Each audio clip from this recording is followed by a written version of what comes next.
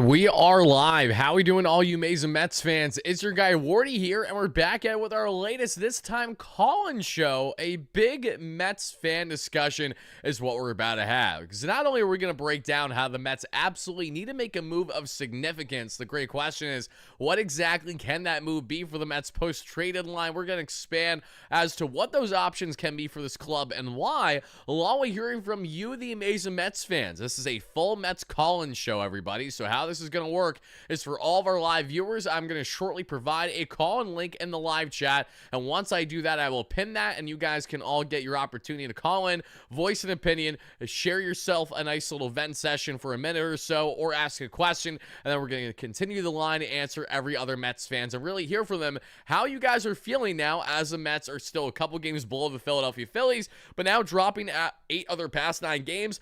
This is not good. And not only is this not good, but everything points and tells you that the Mets need to do something of significance to make a change. Whether that is obviously potentially parting ways with one or both of their hitting coaches, whether that is considering calling up the kids on the pitching end, or somewhere in between, something needs to be had for this club, and we're going to expand as to what makes most sense for them and why their continued woes. Exactly how bad are they, and how do Mets fans, again, feel right now with their amazing Mets here having such a Jekyll and Hyde 2025 season at this point. To everyone first chiming in live on a replay, thank you guys all so much for chiming in. I really do appreciate that. Julia Hawkins, thank you so much for gifting the membership to A-Flow in the chat. I really appreciate that as well. Thank you kindly for it, everybody. And as you guys first chime in on live on a replay, make sure to hit your like and subscribe on your way in. I really do appreciate that. And also a further thank you for those that did not see today. I had the pleasure of being in studio today there in Manhattan in the New York Post Sports YouTube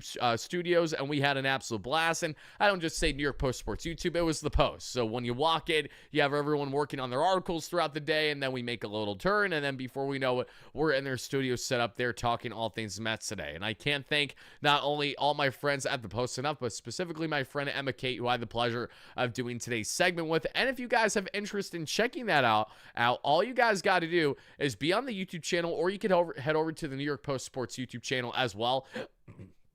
Watch this segment over there, but in case you don't want to, that's fine, because I have it for you guys right here in case you guys want to check it out. And again, you guys can watch it after watching this video, whatever you guys are interested in, and thank you guys kindly for that one. Let me pull this up here. Let's minimize this real quick so you guys can see. Let's move this all the way over to the side because this is not how I need it to be at the moment.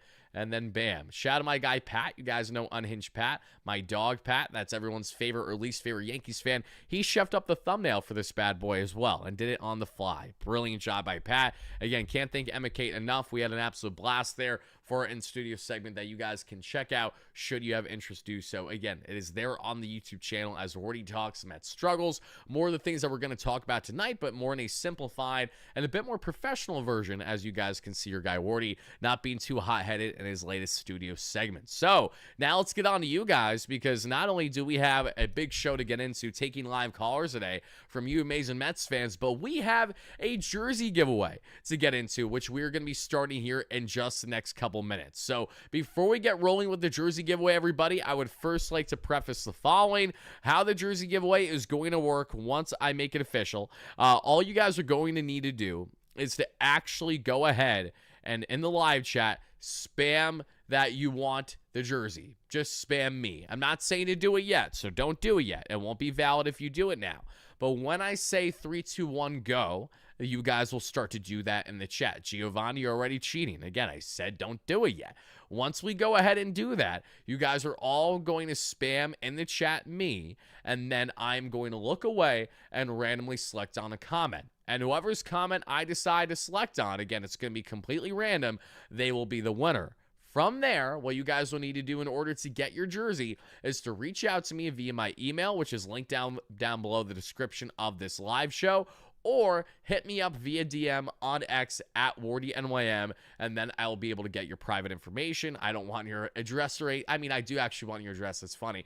I need your address. I need your jersey size. And I need the player from the Mets that you actively currently want. So it'll be a nice little 3-hitter. Give me your address. I don't need your social, I promise. Just give me your address. Give me your jersey that you personally want, like what jersey color you prefer. Give me like 2 options, your size, as well as the player that you prefer to have from being the jersey giveaway winner. We've already done a bunch of these jersey giveaways this year, just as a further thank you for you guys for supporting the platform, because we've hit 34,000 plus subscribers on the platform so far, and we've hit now, I'm trying to think how many jersey giveaways. We've given away 3 jerseys so far this year, if not 4, and a Mets shirt jersey at minimum. We've given away a Juan Soto shirt jersey, 2 Juan Soto actual jerseys, and 1 Brandon Nimmo jersey, if I'm not mistaken. I think that's all we've given away so far this year when it comes to like the big giveaways, but we will certainly have more coming throughout the season. Make sure you guys are not missing a beat on any of it whatsoever. But guys, we are now at the point of getting ahead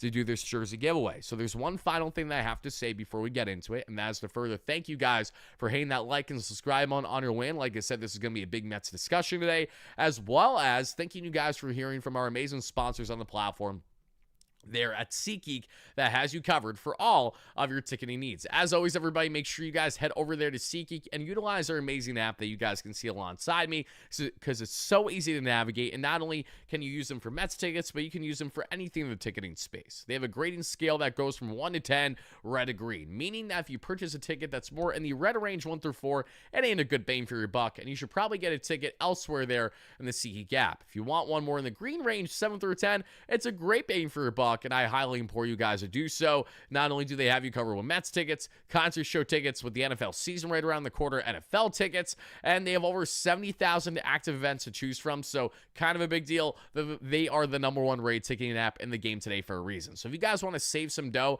on your next tickets, whether it's for Mets or whatever you need in the sporting or entertainment space, check out our great friends at SeatGeek by utilizing our promo code WARDY10 that is linked down below in the description for you guys to check out, as always, as well as our amazing sponsor at Moomoo, the official trading platform of the New York Mets. Make sure that you guys check out and sign up today for Moomoo for those that have interest as well when it comes to all things stocks, among many other things there that we have linked down below for you guys, so that way you guys get the awesome discount that we currently have presented. Let me do one final thing here, everybody, and then we're going to get rolling with this Mets jersey giveaway, and then we're going to take your live callers and go on from there. This is all just giving back to you tonight, is what this kind of live show is, guys. Most well-dressed this man has ever been on stream. I wouldn't go that far. We've been a little bit better before start, but today we're feeling pretty good. We were in studio with the Post today. Wardy even took out his earrings. As much as I don't mind wearing them, I know that some people are like, oh my goodness, a nose ring in 4K, I can't handle it. Oh my goodness gracious. So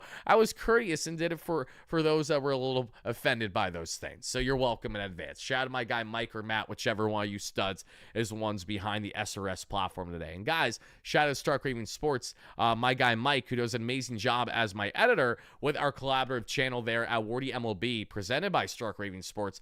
Please make sure to check out our latest video, as we dropped a video on the young phenom in the NL East that not a lot of people had on their bingo card entering the season, that being Mr. Kyle Stowers, and the great stuff that he's done for Miami so far this season. So we're going to get into all this, everybody. Let me just go ahead and do the following real quick for each and every one of you, and then we will go on from there. So got to go down here real quick. Let's go ahead and do this. Let's get rid of that. Let's go ahead. That was a wrong thing as well, so apologies for the pop-up there. I know I scared probably half of you for a second. That was not intentional. Again, my sincerest apologies. We're actually going to go right here real quick, everybody, because I got to do one quick thing. Let's go over here, do a little of this. Now let's go down here, do a little of that. You guys are watching in real time. Wardy's chefing up something. What we're chefing up is the following. Bingo, bango, there we go. Everything that I needed is now set. Perfect. All right, guys. So now that that is looking good the way that I want to look, let's get into this jersey giveaway. So, all right, guys, all you got to do for this one, and like I said, it's on go. It's a 3, 2, 1 go. I need every single one of you that has interest in potentially a brand new Mets jersey to do the following, and that is to spam in the live chat, me. Hey, Wardy, how do you renew your membership to the channel? Ghost Killer, all you got to do is go back to the membership options that are linked down below in the description of the live show right now. If you do that, simply go down, scroll down a little bit because we got a bunch of links from our sponsors, among other things. Go down to when you see membership options, click on that, and you're good to go. Guys, I said on go. I said on go. What is... you know what you guys are? You're the equivalent of when you stand in line when you're having your recess and you guys are doing sprints with everybody else. And you know how the guy has a whistle that he's supposed to blow? Yet instead, you guys decide to hop over the effing line before the whistle's even blown. You're disqualified. Like, I shouldn't even consider you yet. And you guys are still spamming because of all this groupthink. Stop it. Stop it. I said on go. Come on. Come on. Come on. Come on. Let's pipe it down. Let's easy down. I would like to give this jersey away. No discipline. I was just telling my buddy today how important discipline is in life and everything. And you guys just jumped over the imaginary line. Can we do this? Can we do this together? Ban them all, says Jordy. Jordy wants the jersey for themselves. I don't blame him. That's a power move right there. What if we just get rid of them all? Then it'll just be me in the chat. I'm going to get that jersey. All right, guys.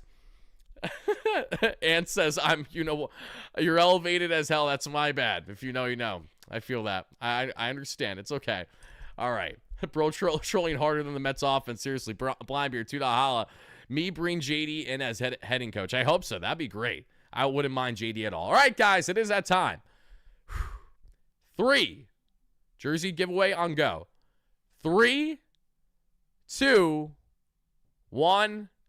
Go. Spam it right now. Me in the chat. Spam it. I'll let you guys spam it for right around north of 30 seconds. I'm looking away. I'm going to randomly select on a comment. Like I said, whoever's comment I select is the winner. This is not going to be anything beyond the fact that it's random and you're watching it in real time be random. Okay, guys? Let's do it together. Hit that like and subscribe on. Help us get to 100 likes. If I'm giving away a jersey, at least support the platform a little bit. Come on. Half joking here. Thank you guys for the support there. But all right, guys, we're going to be doing it. I'm going to be selecting a comment randomly soon. I'm going to give you guys just a couple more minutes here to go ahead and go haywire in the chat right now. Not minutes, but a couple more seconds rather, because I like to see the chat kind of go bananas like this. It's fun.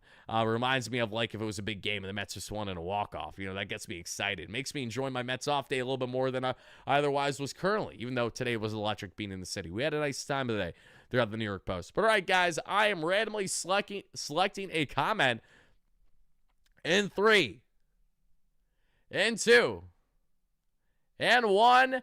The latest Mets jersey giveaway winner on the platform is, congratulations. Let's stop the count here. Congratulations to Cosmo Carbone. 5486 in the chat. You are the latest jersey giveaway winner. Congratulations, Cosmo.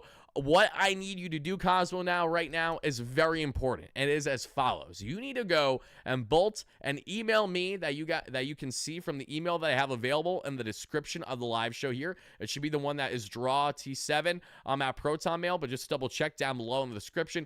Email me your full name, your address, your jersey size, what player you want on the team, and what your jersey color preferences are. Give me 2 so that way that there's more than one to choose from in case the other one isn't available. If you can't do that via email, please reach out to me via XDM at WardyNYM. That works as well. Again, please just show me proof that you are who you are, that you are your account here. Secondly, send me your full name. Thirdly, send me your address. No, I don't need your social. Just send me your address. Send me the jersey preference that you have from the player to the color. And thank you so much for that. And thank you so much to everyone that partook. Congratulations again to Cosmo. Don't get too bummed out, everybody. We're not that far from 35,000 subscribers. You know, we're just over 500 subs away. Once we get there, we're giving away another Mets jersey. Okay, so again, we give away jerseys fairly often on the platform. If not once a month, then every other month pretty much on average right now. Every time we hit that new 1,000 subscriber milestone, your guy Wardy is saying thank you in the best way that I possibly can, and that is by giving away a full legit Mets jersey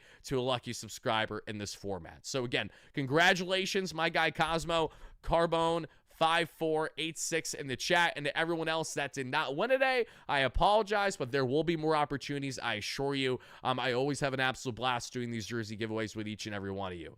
Let's see. Rigged. I know everyone's going to say rigged when they don't win. It's a very easy thing to say. The thing that sucks, though, for the people that say that it's rigged is the fact that they're never going to be allowed to win a jersey then. I automatically cross off people that go out of their way to say rigged. It happens. Let's see this. Who was banned? No one was banned. I've been here for every jersey giveaway and still haven't won. Well, in defense, little heat, your odds are still one out of multiple of hundreds, if not thousands of people when you think about it, right? I mean, if it's a really big chat, if it's north of 1,000 concurrent, then you're just one of north of 1,000. If you're, in the case of today, then you're one of north of 300. You know, it still isn't great odds, but it's far greater than 1 out of 34,000 if I just randomly picked one subscriber on the platform without doing it in the live chat way, right? So, it was not Yoshima, so not rigged. Exactly. That's hilarious.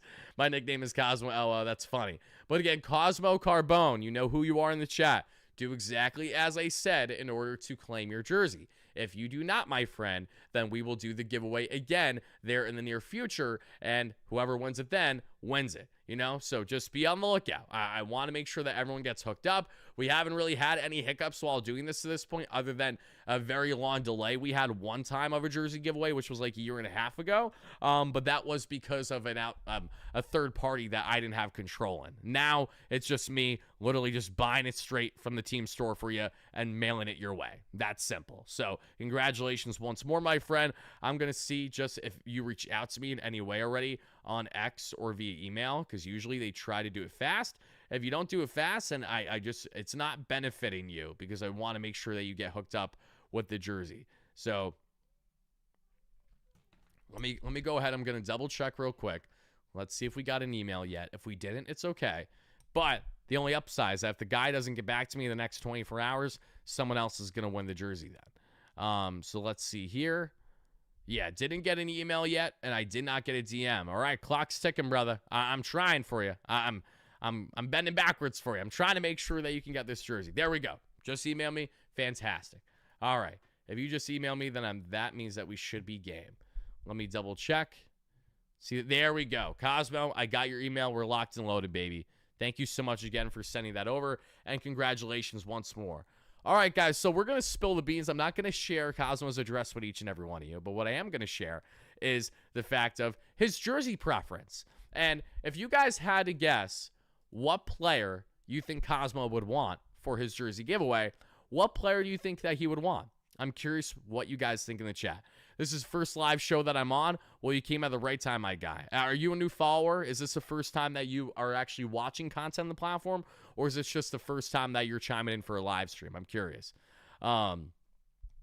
Cosmo wants Pete Alonso or Francisco Alvarez. Pretty good picks. Pretty good picks. I can't complain. Alvy jerseys are really clean. Like, very sneaky clean, as a matter of fact. And Alonso's good because, barring changes, I think most of us can expect Pete to be back here for next season. Obviously, barring changes. No, been here. Happy to hear that, Cosmo. Again, congratulations. First time chiming in live, though. A long-time listener, first-time caller. Basically, exactly that. And speaking of first-time callers, everybody, that is now the transition into our next segment today. Because, I told you guys how, the Mets need to make a change. Well, you guys know exactly what I'm going to say in regards to the Mets needing to make a change. But in case you don't, let me enlighten you here. And then I want to hear from you guys as well, to all of our live callers here shortly, to hear your voiced opinions as to what you think is the case with this Mets team, what they need to do change-wise.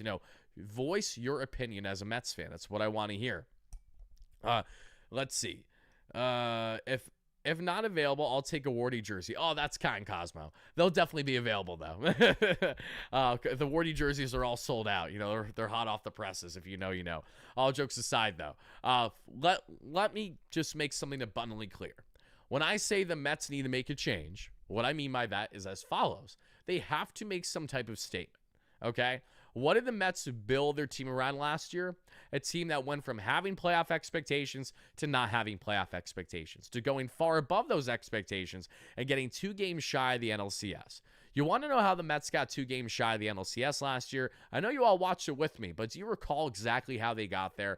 It was completely backed not only on some rock-solid pitching, but also an offense that had so much moxie, an offense that had that never-say-die mentality, and a team collectively that brought themselves together when everyone doubted them. That JD Martinez line of basically saying, go out there and prove everyone wrong because everyone thinks we suck, and they went ahead and did that and proved everyone wrong, is exactly what you need from this current team. The problem that we have in 2025 is that the Mets, with expectation, are a team that cannot handle that same type of pressure. Not on a consistency front.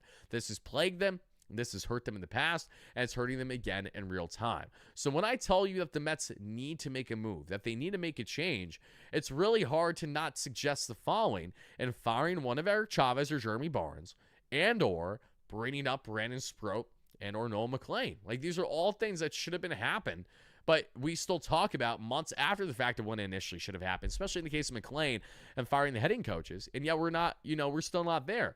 Explain me what benefit there is by keeping this current hitting coach duo of Eric Chavez and Jeremy Barnes when they have collectively helped contribute to a Mets team with one of the largest payrolls in not only baseball, but in their team history.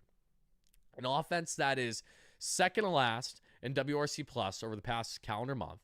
An offense that is bottom feeder, third to last, if not last currently, with the runners in scoring position, team batting average. That's not over the past 30 games. That's just now. They're horrendous, if you guys haven't picked that up by now. And then you add in the fact that you have all of their top players, especially in the Fab Four, as Steve Cohen loves to label it, right? Brandon Nimmo, Pete Alonso, Francisco Lindor, Juan Soto. What do most of these guys have in common over the past calendar month as well? An OPS that hasn't really been greater than 700. Okay, then you look at the entire configuration lineup. Even with the youth movement that they have 5 through 9 that we are aware of, collectively, the Mets hitting approach has been piss poor this year. And the reason why we know that is because their swing paths are not the same in all cases. Their quality of contact has not necessarily been the same. And their ability to spread for all fields instead of prioritizing what they initially built their game on is causing a problem.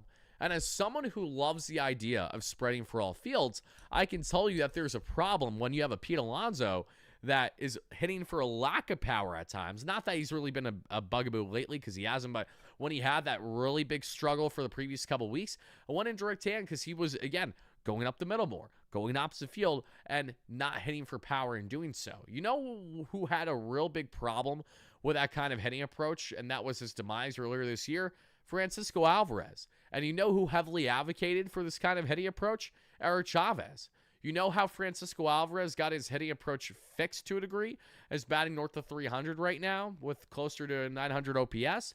It's by being sent to the minor leagues and working with JPR and Sebia, a former MLB catcher who actually knows what the hell to do, and that's to uplift a player on how good they are and what their strengths are, not to try to make them into something that they're not. And what has been the common problem that we have seen with this Mets offensive philosophy, trying to be someone that they're not, trying to make singles hitters into power hitters, trying to make power hitters into singles hitters, it just isn't working. And in order for this Mets team to be the team that they need to be this year, not only do they need to stop this nonsense with their pressing and their overthinking, as Jorge in the chat said perfectly, because it's 100% true, they need to simplify, and they need to get back to their game that's brought the greatest strength out of themselves. You know, Alvarez, what was so disheartening when he really lost it at the plate in the first half of the season coming back from injury was not just because he was losing his defense in the process too, but how the guy's only 23, 24 years of age, not at all far removed from a breakout year where he had so much working, a lot of raw talent. We understand that. But the appeal about him was that the whole reason why you signed him as like a 16, 17-year-old out of Venezuela, where at the time it was the largest slot bonus in Mets team history there for an IFA signing. And they've since, bested that every year because Mets spend more and more money in the IFA pool. I'm not complaining about that. It's awesome. But it's because they knew that was a power-first catcher with significant upside. You really think the Mets signed Francisco Alvarez and had him deemed as the best young catching prospect in baseball because Buddy's a slap hitter? No. It's because he absolutely demolishes baseballs for power, specifically pulling them. Yet, we saw Alvarez deviate away from that game in direct hand because of the remarks of an Eric Chavez, who made him go, to a degree, away from his initial hitting approach. That while, yes, it was a big swing, had big swing and miss, but at the same time, that's okay because that is what Francisco Alvarez's game should continue to be built around. Refining the raw tools and power and ability that comes with someone like him. Yet instead, it feels what we've not only seen with the eye test, but also what we're seeing in real time now with the results, what the numbers are telling you, analytically speaking, as well as the baseline offensive statistics. What they tell you is that this team's approach is piss poor from where it should be for a contending club. And that is where it becomes more of a philosophy issue than it is just an individual player performance issue. Yeah, we can sit here and nitpick about certain guys all we want about not performing or clutching up in certain moments. But again, this is where the coaching staff goes in hand to a degree. You have a manager that's supposed to uplift and supposed to be the voice of reason and the voice of understanding that clubhouse. Yet it feels like everything's going through one ear, not the other, whatever Mendoza is saying or lack thereof with the club. I think the Mark Vientos comment leading into the deadline was kind of telling in how some of these young players especially feel the club. No point in voicing the struggles in a part-time role because he literally said there's no point. It's not like it's going to do anything. So to hear that, knowing that they really wouldn't do much to change or help him for the better, I think gives you a greater grasp as to maybe to a degree what the team is doing wrong in trying to get the best out of not only their players, but their young players in particular. So you want to know the truth about how about throwing the bone to how about throwing the bone to me? Mets 21. If you want to call in and share some voice, by all means go ahead and do so. We're gonna take live callers on everybody because that is what I want to get off initially, in the sense of what is the problem with this team and why they need to make some type of change. And especially in the case of, again, a Clay Holmes, a Frankie Montas. What do these starters have in common? Not providing length for this Mets team. How can the Mets get length out of them? Well, maybe it's about prioritizing maximizing their limited inning usage and a 3 or 4 inning sample size by having an Noel McLean and or a Brandon Sproat utilizing a piggyback situation along with them, meaning that you have one of those guys start the game and the other come in for long relief. I'm not really stubborn as to who that needs to be in those settings, but I do think that there's a role where that makes sense. That's why I'm curious to see if the Mets do actually consider one of McLean or Sproat to be the spot starter for Saturday's game for Frankie Montas, or are they going to go ahead with a Huascar Brosman call-up of a guy who's been in the minor leagues, has handled spot starts fine earlier this year, and is being more stretched out to 40-plus pitches? Is that a route the Mets want to go down? Unfortunately, I think that's a route the Mets may go down, but if they don't, be on the lookout. Have your eyes peeled for one of Sproat or McLean to hopefully get the call. If it ain't this week, it's got to happen sooner rather than later. So let's get into it now. Let's get to your live callers, everybody. And all you guys need to do to call in is going to be the following. Age consent needed or okay to call in. You should be good to call in. I'm going to warn everybody on kind of the do's and the do nots, obviously. Again, guys, just be respectful. It's common sense. Like, you can go in here and call in and be a schmuck all you want, but I don't really know what you're going to do because you're only going to maybe get quick self-satisfaction, but then you're just going to get a quick ban from me, and then you're not going to be able to call in again. So I'm really not sure how much that's going to benefit someone like you guys. But again, to each their own. So let's go ahead, everybody. And like I said, let's get into your live callers now and see what you guys have to say.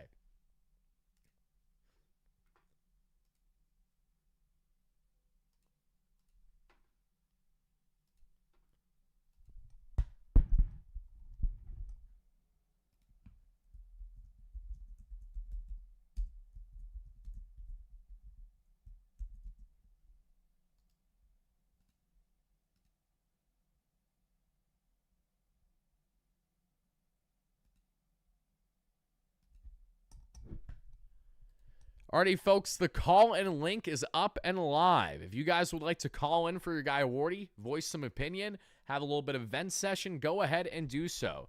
Again, folks, a couple things when you call in. Make sure you have the same name as you have on YouTube. Secondly, when you call in, make sure you have your camera on. I'm not going to show you guys on screen, but I just want to make sure your camera's on so I know who's who, okay? Thirdly, be respectful and be concise, guys. I know that you want to vent, and that's what we're here for, but don't try to go and vent for 5-10 minutes. We need you guys to be fairly concise. If you can do it in a 2-minute span, that would be ideal, because I want to get to as many callers as I possibly can today, and I have a feeling that we're going to get to a lot today from what I'm currently seeing already. So please be respectful of that. Otherwise, I'm going to have to boot you, not because I necessarily want to boot you, but just because you're either taking up too much time, not getting your point across and what you're trying to say, or you guys are being disrespectful by calling in to say things that are completely irrelevant to just talking about the team, their struggles. Maybe you have a question for me in regards to what you would like right with this team, which versus what's going wrong with them, what have you. You guys know the drill if you've been following the platform, but if you haven't, that's what I need to relay here, guys. So please understand that, as we already have plenty of live callers slotted up that want to call in and voice their opinions. So we're going to go ahead, everybody, and we are going to get to our first caller today, and that is going to be Emerson, who has called in the past. So for those that don't know Emerson, he is a good caller. We have plenty more as well that we'll get on from Emerson, but if you guys, again, want to call in, click that link that is in the chat pin, and we will go on from there. Okay, we got Emerson in the chat. You hear me?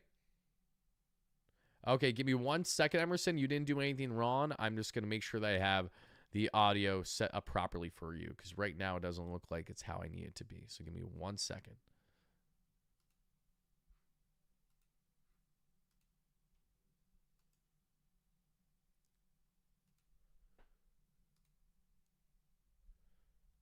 Let's go ahead, audio. Let's go over here.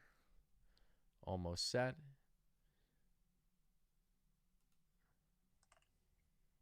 Okay, there we go. Okay, Emerson, do you hear me? Yeah, brother, I do. Okay. All right, I think we're all set now. All right, Emerson, let it rip. Let me first ask, are you going to go on a vent, or do you have a question or two? I guess maybe like a little, like 50-50. Okay. All right, that's fine. Just know you are on the clock, brother. So be concise, but Yeah, let it rip. I want to hear what you have to say. for sure, for sure. Sounds good. First of all, I want to start that. Yeah, this team is it's man, I don't even know what to say. I cannot like go to it. I don't even want to go to the stadium. It's too expensive. It's not worth showing. If they're not going to show it for me, I'm not going to show it for them and spend our king's ransom going to the stadium right now. So now I want to also get on about the actual team and the way it was constructed in the off season and this and that. I'm going to try to go as quick as I can. I don't think it was a good idea for Stearns to do all these reclamation projects in a World Series aspiration year, the big 2025. I don't think that was a good idea. It was good in the beginning, but I did notice that the offense wasn't clicking since the beginning, and that was like that was a little alarming. But it was the beginning of the season, so you never know. They could turn it around later in the second half. We're in the second half, and it only seems like it's gotten worse and it's gotten more exposed. We didn't get a really big bat in the trade deadline. I was a little bummed that we got Cedric Mullins because I wanted Stephen Kwan. I'll be real with you. I wanted Stephen Kwan. Really wanted Stephen Kwan.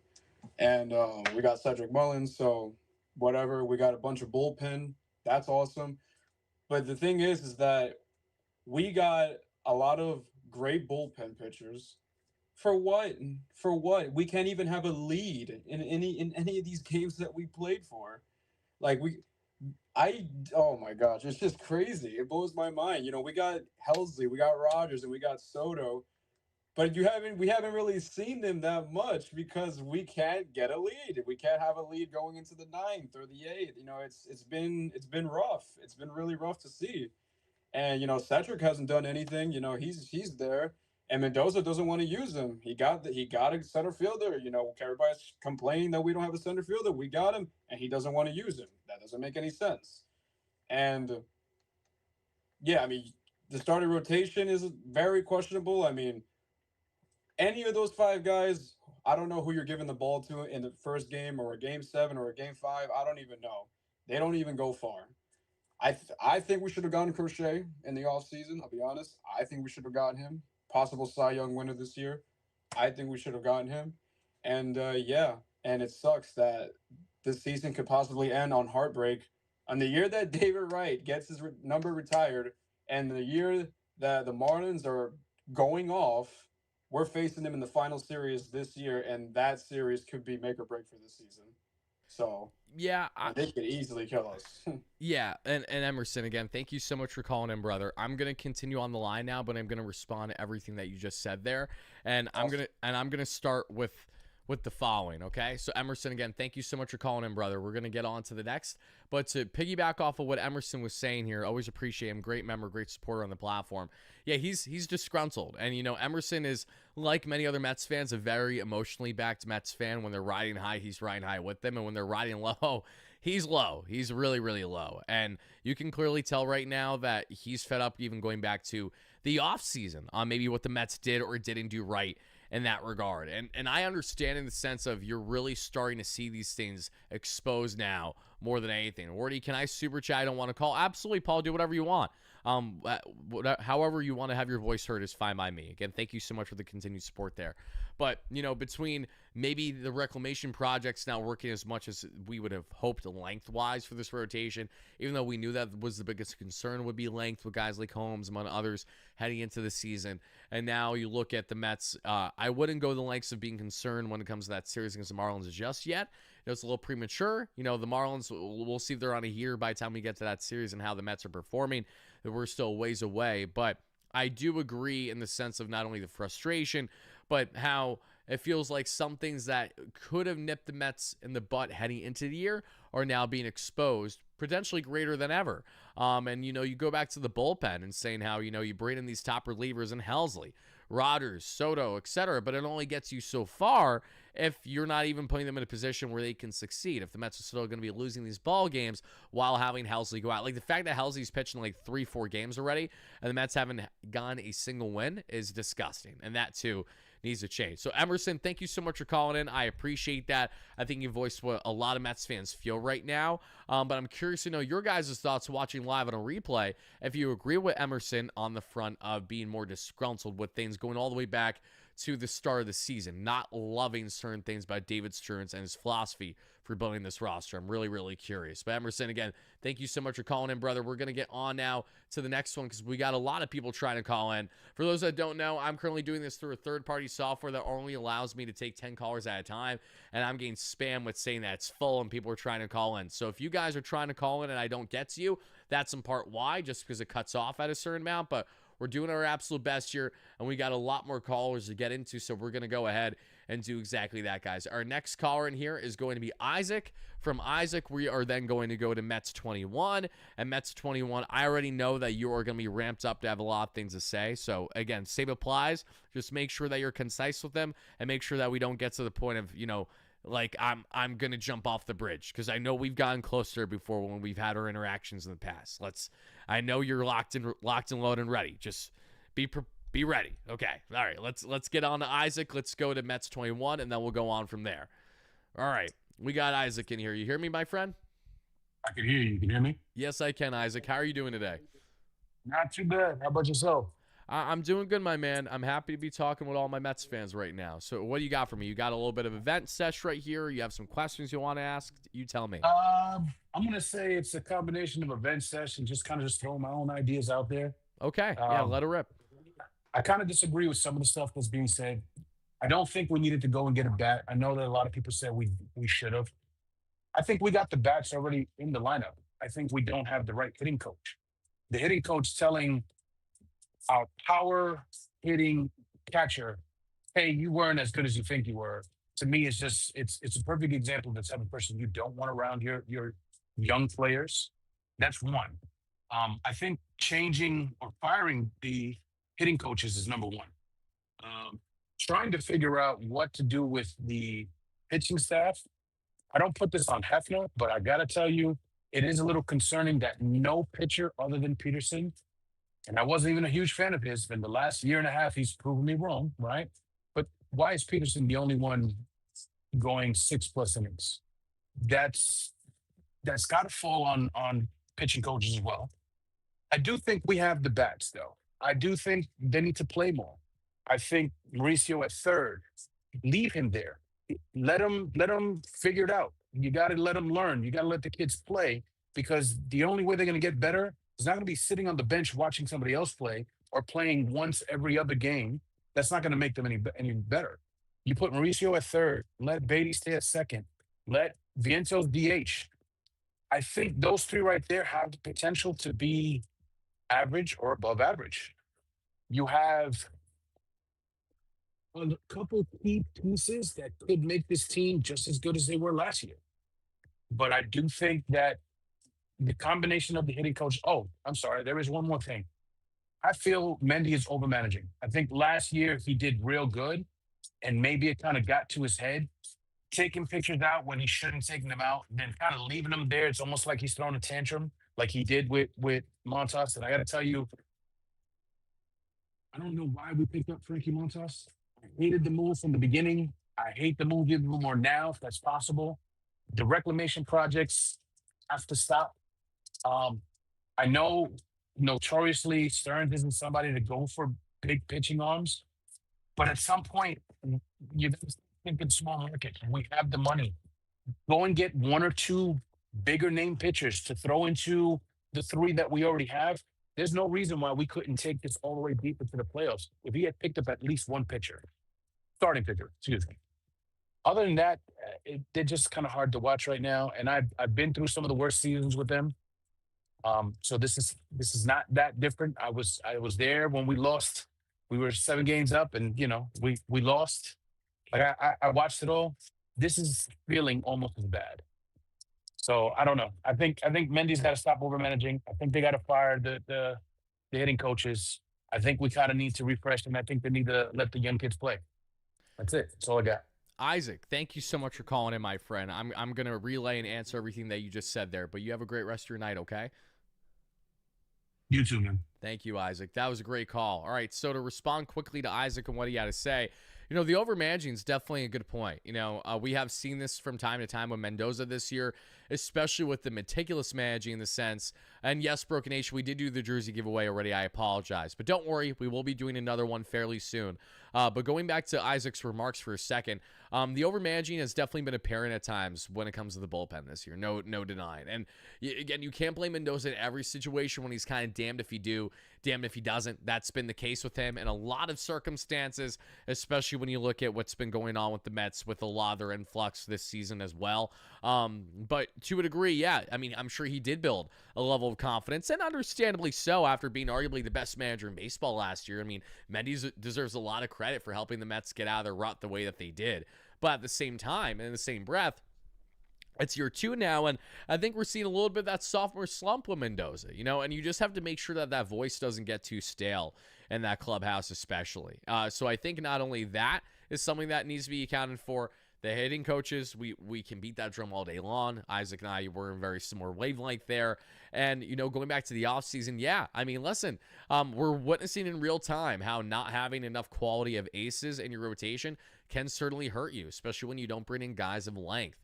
I'm not saying he's been nails all year because I know he's had an up and down year, but a prime example of a starter that I think would have been brilliant for this team going back to the offseason that I heavily advocated for before he was traded wasn't just Garrett Crochet, as much as we would have loved to shoot for the stars. And guys, let me just make clear, there was little to no chance the Mets were ever going to get Garrett Crochet. The Red Sox got him because the Red Sox at the time had the best farm in baseball when they got him. So let's not lose sight of the key assets the Red Sox had to give up, and they were a more appealing team than the Mets in a trade for said player. But when we look at Jesus Luzardo, for example, that's a young, controllable, flame-throwing southpaw with a lot to give still, and he got thrown to the Phillies basically for nothing, in my opinion. And that was an in-division trade that disgusted me when I saw it because of how much I thought it made endless sense for the Mets, and for them to not have that happen and for it to happen to a rival team was very frustrating. But Isaac, again, great wording. Appreciate everything you said there, my man. We're going to get on now to our next caller here in Mets 2128. He's going to have a lot of choice words regarding the Mets. From there, guys, we will then get on to our next one in Alberto. From Alberto, we will get into our guy KCJB, who's always chiming in. And then after KCJB, we will continue on in the live show, guys. I'll do my best to get to all your comments as fast as I possibly can. But all right, guys, we got Mets 2128 in the chat. And is this going to be a vent session? Are you going to have questions, or are you just going to let it rip for the next minute or two? What are we thinking? Vent and a solution is what I've got. Okay. For me, go ahead. The whole source of this goes back to June 13th, where Mendoza made that boneheaded gamble of putting Blackburn in over Brazoban against Tampa. It's gone all downhill since. What kind of moron does that? You had Brazoban ready to go, and you put in Blackburn instead, who wasn't ready to pitch. Since then, it's been a tailspin for the Mets. All because Mendoza cannot stop himself from inconsistent gambling away games. This is the dog who needs to be disciplined. Okay. So why do you think wait, hold on 1 second. That's 21-28. Okay. Understand the frustration where it stems from. For me, my frustration isn't just with that Blackburn decision as it is how these dominoes have fallen, especially since Senga initially went down with injury back in June. You know, they're not far off from each other there. So when you say you have the solution, what is the solution? Basically, discipline Mendoza. Tell him enough with the micromanaging. No more in-game gambling.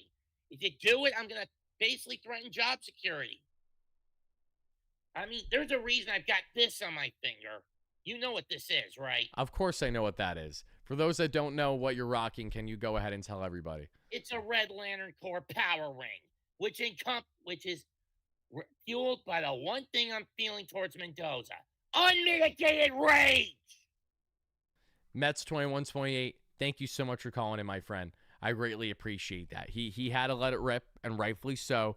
He definitely doesn't hold back. And he did hold back. He did hold back. For those that don't know, he's called in the past, and he has been more pissed off. I've seen him worse. I've seen him to the point of ready to wreak havoc with what I thought was nunchucks. However, I don't know if it was for certain that. It could have been something else. I just know it's something that if you got in his way, that you would not be the one to continue to be standing. It would be him. So I appreciate him calling in and voicing that displeasure because, listen, I completely understand. I wholeheartedly understand. There are days where I want to do nothing but take everything on my desk and throw it completely off after not only watching the Mets, but knowing that I got to spend the next couple hours to talk about them. So it's not fun, especially in the route that they've been in right now. And when it comes to managerial discipline, it's interesting because we know that Mendy is still a young, spry manager, right? He's not this overly seasoned vet of a manager, and we're witnessing in real time the pros and the cons that come along with that. But I most certainly think that while the Mets are not going to make a rash managerial change in the near future, they do need to make some type of organizational change to change the philosophy, to break the barrier. And a lot of us feel that very well could be someone on the hitting coach end. But if it's not, then I'm curious who that is going to be. All right, guys, on to our next is we got Alberto. Then we're going to go from Alberto in the chat. We got in here. Okay, guys. So I think people just need to realize the hard way. Some people call in, well, my name, WardyNYM. I don't know what makes you think we're ever going to take the call by you coming in with my name. And on top of it, you're not going to have your call be accepted if you're not on camera, guys. So this is just common sense when you come in. See, Alberto knows. That's why Alberto's getting set, because he knows we're about to chop it up. So we got Alberto, we got KCJB, and then after KCJB and Alberto, we're going to be going to Allan, because Allan knows how to bring the best out of the Mets, even when the Mets don't know how to bring it out of themselves. Allan is Mr. Optimist, and he's here to be a quite contrasting man from Mets 21-28 that we just interacted with a second ago. But let's go on now. Let's get our guy Alberto in here. Alberto, how are you? Doing great, man. It's great to take this call. Thank you so much, man. Oh, no, thank you so much. So, first and foremost, are you feeling like you got to let off some steam the way that our guy just did a second ago, or do you think you have some questions for me? How are we feeling? No, not at all. I think right now you see, the thing is, I'm in a lot of Mets group chats, and I don't like the fact that most of us fans as Mets, we've been through the ups and downs. We've been through the 2015 World Series, and we saw how we lost that. We've seen how we could make a great run last year, and to making a great attempt to beating the Dodgers in the NLCS. There's things that we cannot recreate into what we did in the past. That being said, we should start looking at the glass half full instead of half empty. Yes, we could be upset. We were all upset when Soto wasn't doing what he was supposed to be doing in the beginning of the year, and the other teammates were picking it up. But then as soon as we kept going on, Soto was picking it up right then and there. But now he's falling back.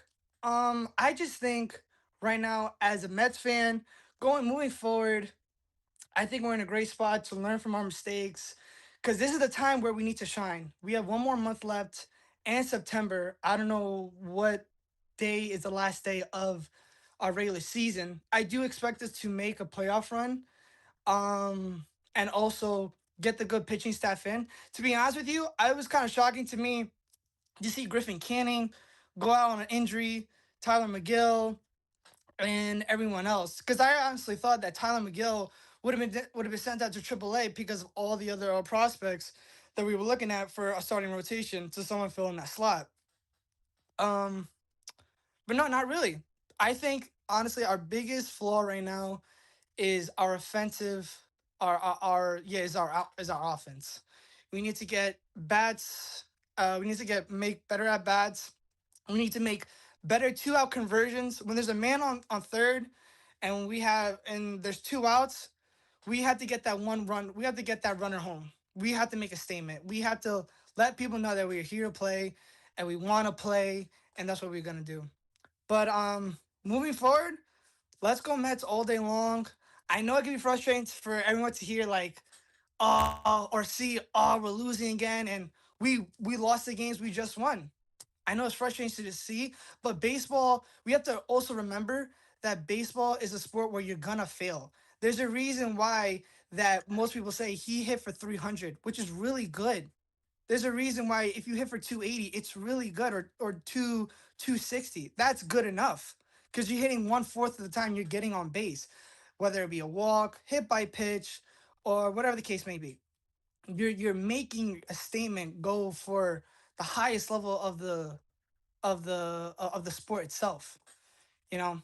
So yeah, I think we're in a great spot right now, and we just gotta pick it up. We just gotta pick it up. That's all it is. It's gonna happen. It's the name of baseball. I mean, you can see right now what happened to Rafael Devers. As soon as he left the Boston Red Sox, the Red Sox exploded. Not to say there's bad blood in the clubhouse, but there's tweaks and things that you got to make in the sports itself. And also, that's also to say for the Toronto Blue Jays, they're on a magical run, as we had that magic yesterday with Grimace. And you either take it or leave it.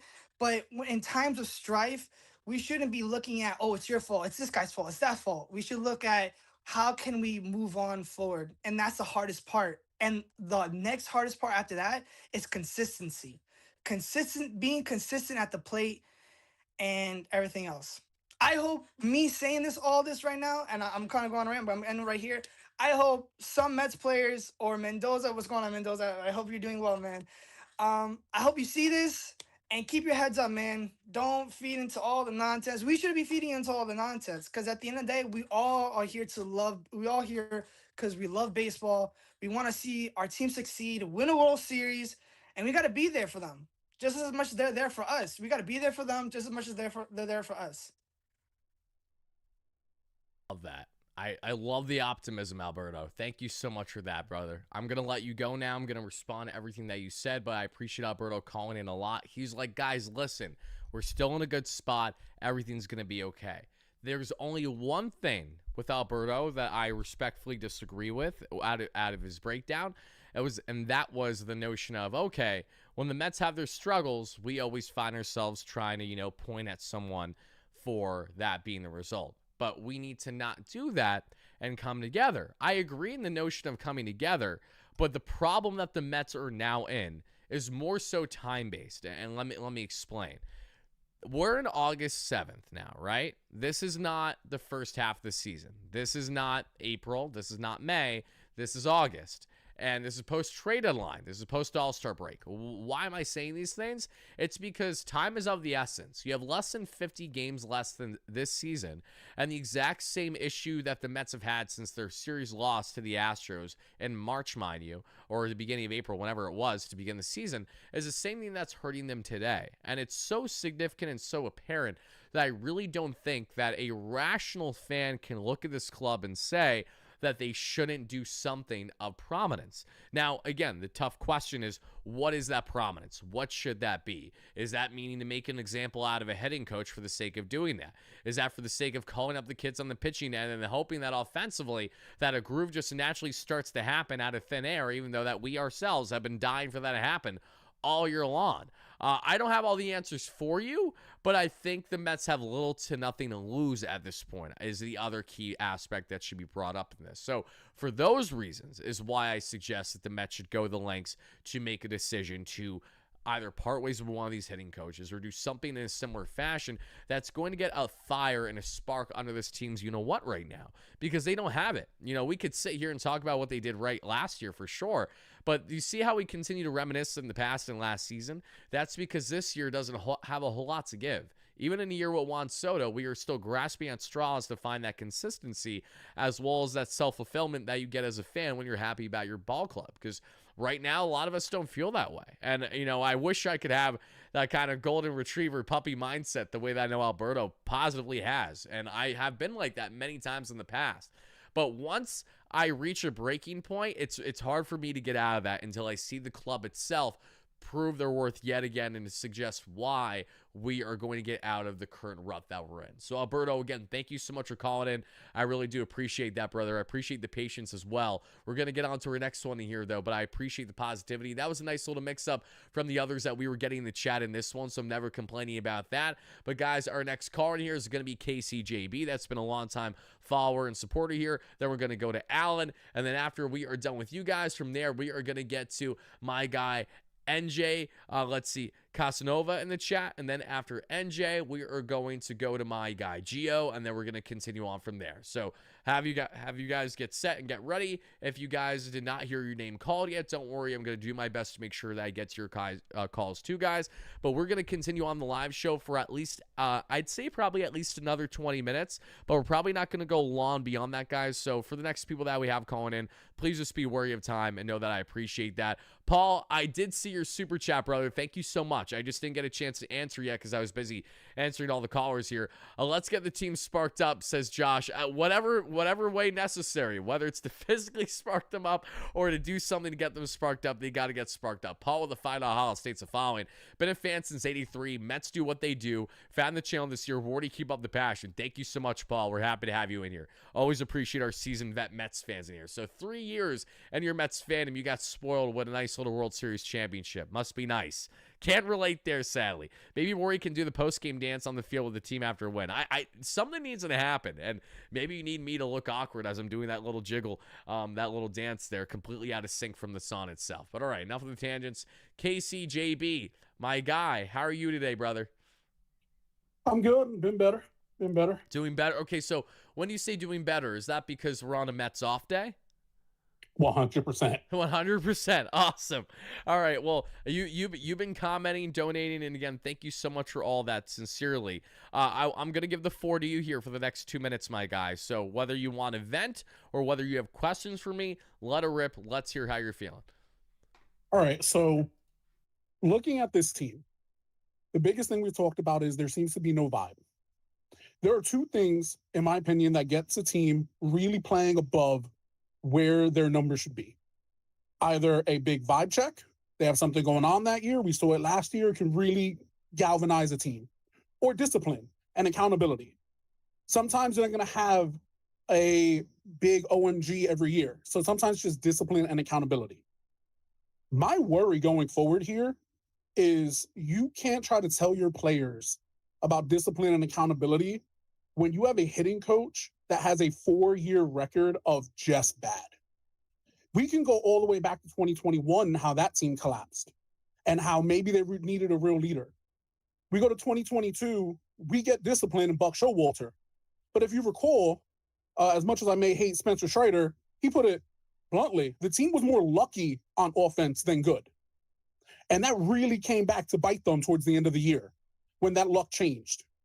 So even a 101-win team still had issues, but they had discipline. 2023, is it a surprise when Tommy Pham leaves and says, hey, there's some things going on in there, some real lazy play, but goes out of his way to stress that it is not Lindor and is not Alonso? All right, so if it's not the stars, who you're referring to with it being lazy? Heck, I mean, go back to last year. We now have Mendoza in his first year, and that first half of the season, the offense is nothing. It takes until JD Martinez has to come in and talk to our guys. That's where we are at. So JD comes in, changes up the entire complex. All the players are talking about him. Those post-game interviews, and yeah, listen, JD is returned around. We take responsibility. Okay. The end of that season, we hear about Lindor telling Chavez he needs to do his job. When your star player, your quote-unquote uncrowned captain, has to tell your hitting coach to do his job 3 years in at that point, how are you keeping this guy? This is not us saying to fire the hitting coach because, oh, it's been a bad run and it's the easiest guy to talk to. We have 4 years of a portfolio that shows he cannot do his job. We take out Juan Soto, who just came in this year, and the big thing we hear is, oh, well, we have a really hard hit rate, and guys, the luck's going to change. That's great. You take out Juan Soto, we are 28th in barrel percentage this year. Actually, that's the 29th. So we have 24 other guys on this team who have been here for a while, can't barrel the ball. I want it to be clear, and I want fans, when they say to fire Chavez, to go in with this record. I want management and everyone possible to understand this is not, oh, we're all upset and find the first guy. And no. This has been going on for years. Even when the team had a good record, this has been an issue. Stearns cannot preach and want accountability and release certain players. We saw at the beginning of last year when he was releasing guys because they couldn't do their job. You can't tell the players one thing but not hold the management accountable either. This is not going to fix itself. He could fire Eric Chavez to first thing tomorrow morning. It's going to take time. Your offense isn't going to magically change by calling up JP Arancibia.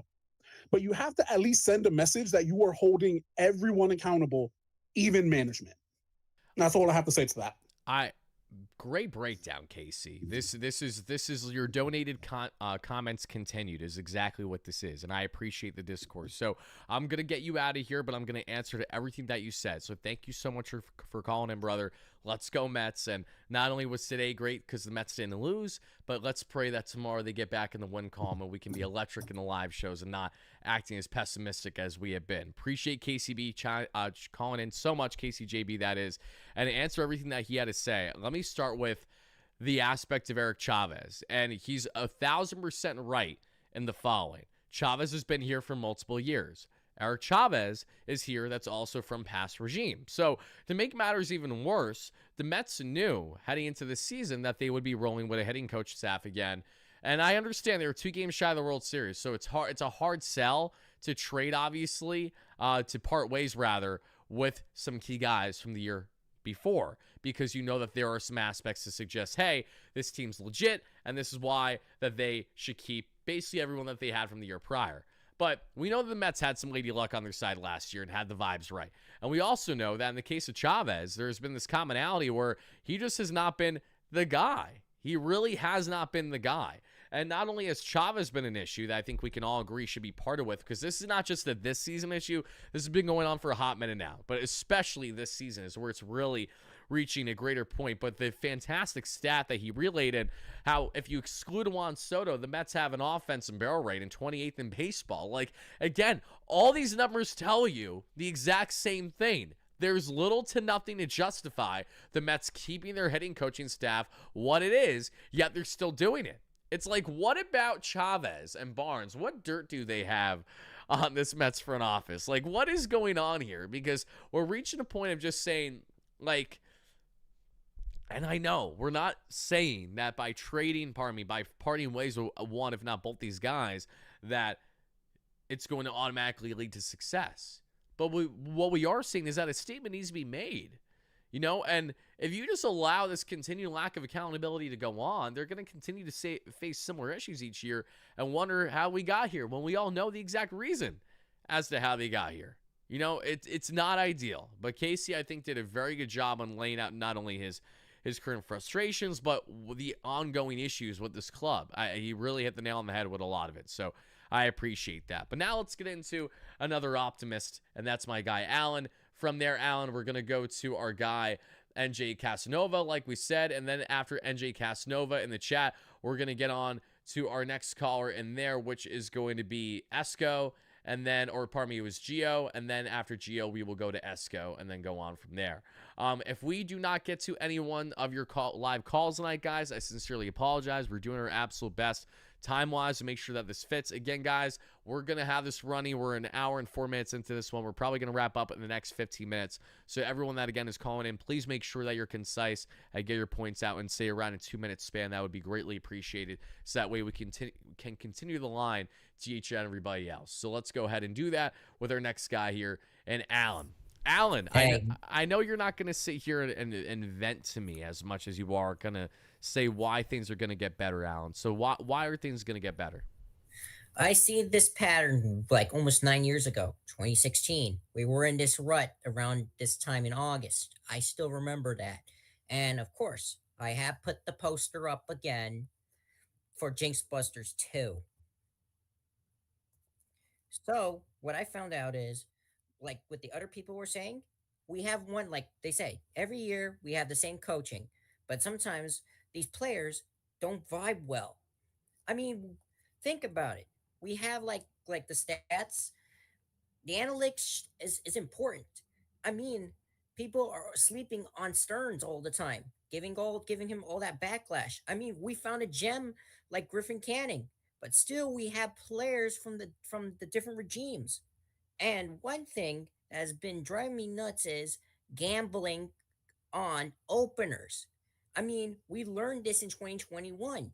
You cannot use openers all the time. It's usually a bad gamble, ends up in that way. What's your take? First of all, Allan, thank you so much for calling in, as always. For those who don't know, Allan and I have just spontaneously bumped into each other at Citi Field multiple times. And it's always fun when it happens. Always appreciate him. I'll just be like, oh, shit, it's Allan. What's up, buddy? And then he'll go on to tell me, why he has the answers or the keys of this team. Or in the case of today, a good question in regards to – and can you relay once more, Allan, what was your question for me? Why are we taking more gambles? Because Mendoza is having a sophomore slump. And also these people, we have them in past regimes. I mean, think about the other two. We're still in contention. Everyone is acting like shock jocks again. It's so frustrating. So when you said, why are we taking gambles, especially in the piggyback sense, right? Like having a spot starter? Yeah, no, it's a great question, especially when you consider the fact that currently the Mets have a record of 5-10 with spot starters this year. So what makes you think that's in the best interest to go ahead and do that again? Well, the obvious answer is the Mets are doing this because they want to smoothly transition Frankie Montas to more of a reliever option. That's why they want to have a spot starter come out there from 1 to tops 3 innings and then have Montas piggyback and go on from there, which is pretty much what I've been proposing, especially in the case of Clay Holmes. More Clay than Frankie. But if it is, say, a Nolan McLean for 3 innings, I think that makes a lot more sense than, say, a Oscar Brazoban. Because Stearns having a sophomore slump as a Met, it's been annoying. He has to give the kids a leash, give them a little bit feet wet for a little while, like do a quasi like makeshift game that is not too much opener like. Oh, I agree with you, Allan. And again, thank you so much for calling in. I'm going to continue to respond to what you say and go on to the next one. But Allan, I always appreciate him calling in. NYM Mets, I know the Discord has been dead for a hot minute, and I need to get that cooking again because when we do, I know it'll bang. Haven't really been able to utilize it much since we got it initially started.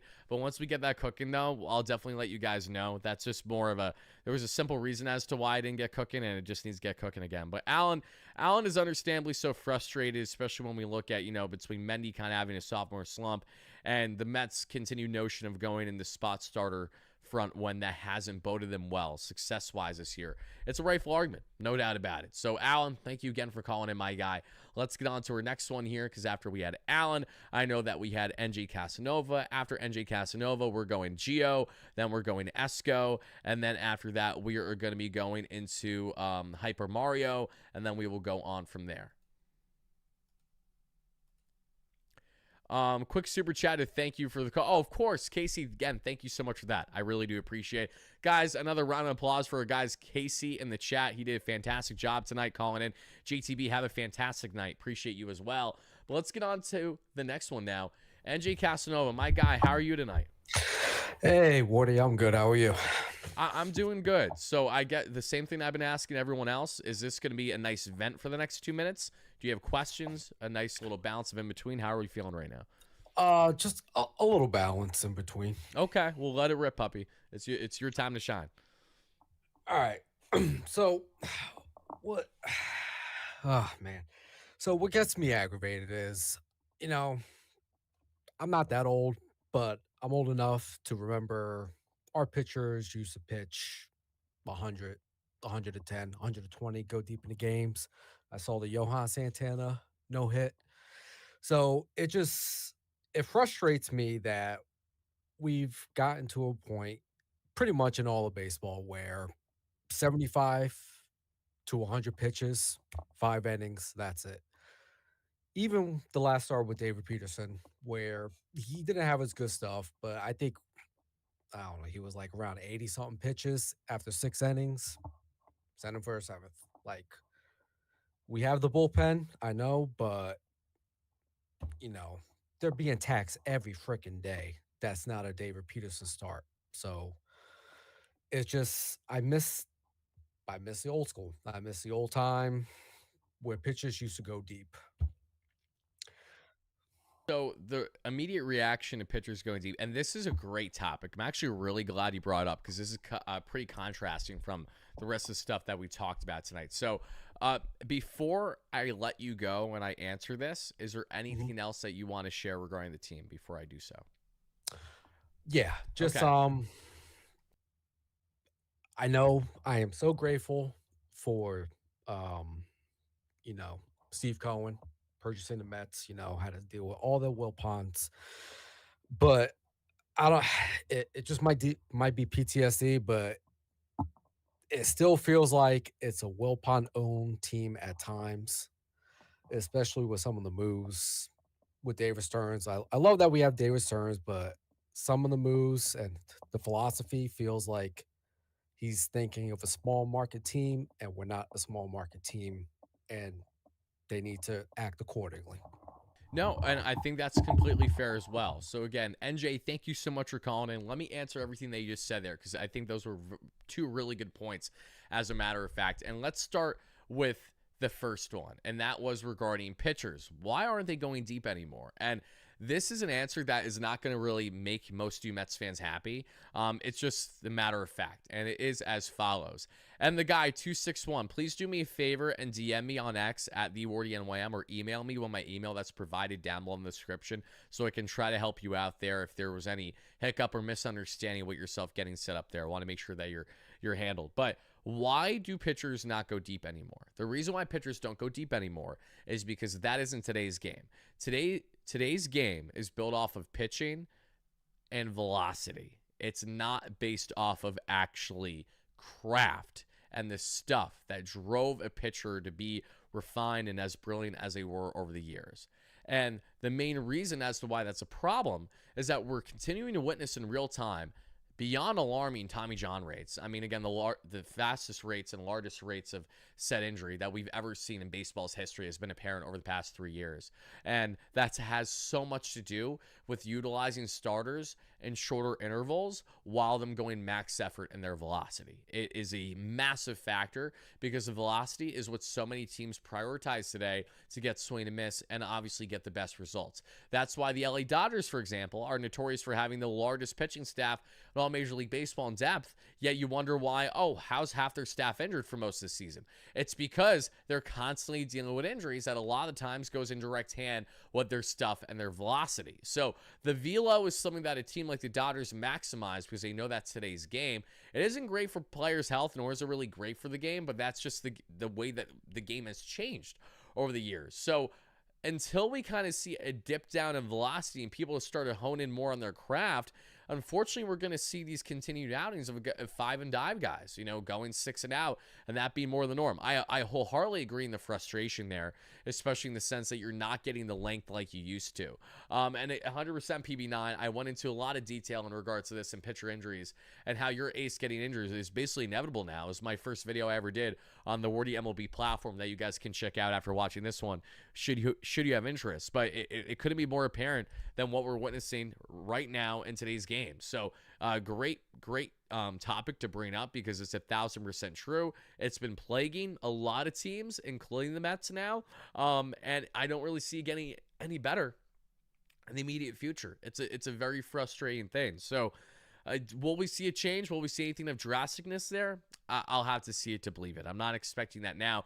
We're going to continue to be a heavy proponent of velocity until it becomes a greater issue, unless they can combat it better with their surgeries and maybe find smaller surgeries that, won't take as long of rehab time. That's why you have basically an alternative version of reconstructive Tommy John surgery now that does allow the rehab time to be faster than standard Tommy John. But nonetheless, great comment. Really appreciate everything that my guy there, NJ, had to say. So now let's get on to the next callers that we have in the chat, everybody. And that is going to be as follows. We got Gio in here, and then we're going from Gio to Esco. After we go from Gio to Esco, we are going to Mario. Then after Mario, we are going to be going to Levine. And then from there, we're going to continue on. We got Mickey in the chat. And then we also got, we're going to try to get to, who else we got in here? We got Tarper that we're going to try to get into, and Steven and Blindbeard. We're going to try to sneak you guys in before the end, but if I miss you guys, I apologize. Please don't take it personal. I'm just trying to make sure that, especially some people who haven't called into the platform before, make sure that they get their calls in. So let's continue on now with our next one, that being in Gio. Gio, do you hear me, my guy? Hey, Wardy, can you hear me? Yes, my guy. So do you have some venting to do or some questions to ask? Well, I do have a little bit of venting to say, but I'm not going to take it too personally, really. But Okay. overall, over 4 weeks or so, we have seen the Mets being so awful lately, especially with the hitting, and runners to scoring position. That has been the biggest issue, like throughout the whole season, as what many other Mets fans have been saying. And I've been watching a lot of Mets YouTubers, not just you, that have been saying a lot about Eric Chavez, and it's about time for him to be fired for once. Like I'm not saying it because it's gonna get better, but I think it's like we've been through enough with him, with his hitting philosophy and stuff, and like it's causing this team to go down. Cause look at Lindor, Alonso, Vientos, Soto. Everybody's like having so many batting average like this low, and their OPS is like I don't understand. So it's like I think it's like they're holding Chavez is like holding these players down and stuff. He's not letting the players develop themselves to become their true potential and stuff. And that's one thing. The second thing is I don't know. Like to be honest, Montas, I don't understand. Like when I heard the Mets sign Montas, I was like, oh man, I don't know what we're gonna get out of him because I heard when he used to be in the Yankees, he used to be really bad, and like in the 2022 Yankees, like I don't know. They say he was used to be really he used to be like really one of their worst pitchers there, and like he was like their useless pitcher. So, and I have no idea how the Mets still got him. And to be honest, we hit off Montez well. So if the Mets could hit off Montez well, why are we recruiting him to be our starting pitcher? Like if he's gonna be saving us, so this is what I just don't get. I love Stern.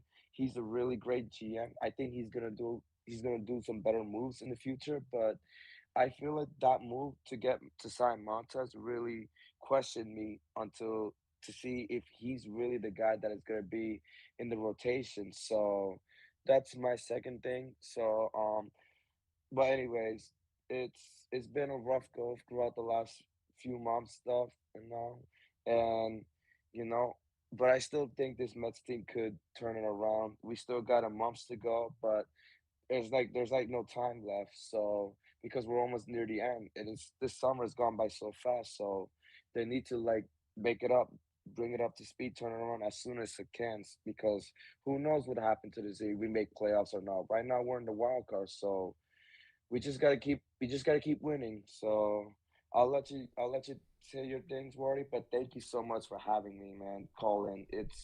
I really enjoy watching your show. So Thank you so much. appreciate it. As always, Gio's been a multi-time caller in the past. We really appreciate him calling in.